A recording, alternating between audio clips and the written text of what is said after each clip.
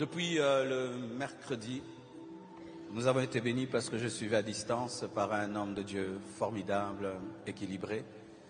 D'ailleurs, c'est Blanche qui m'a parlé de lui en premier, il y a très longtemps, il y a plus de 20 ans. Elle priait chez pasteur Nsimba, la borne limitée, en ce temps-là.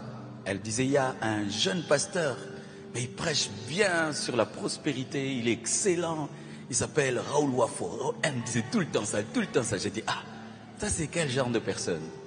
Et un jour, je suis allé à Goma tenir un séminaire dans l'église La Borne, l'arche de Goma. Et on était logés dans un même hôtel. Et je l'ai vu.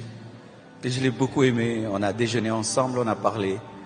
Et de là, une profonde amitié s'est tissée. Il m'a invité à prêcher une fois dans une de ses conventions en Côte d'Ivoire. Un travail excellent, merveilleux en Côte d'Ivoire. Et on a toujours été ensemble, on se rencontre souvent quand on voyage, des coïncidences dans des hôtels. Et j'avais pas encore reçu la conviction de Dieu de l'inviter parce qu'on ne cède pas la chair pour la céder. Mais là, Dieu m'avait dit, il faut inviter le révérend Wafo.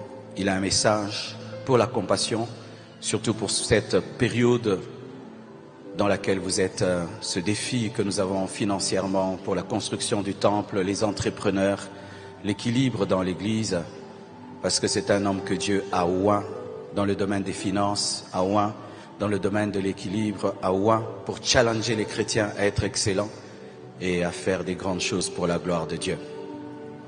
En soi, c'est un Congolais qui est né au Cameroun. Chaque fois que je le vois, je dis, mais tu es Congolais.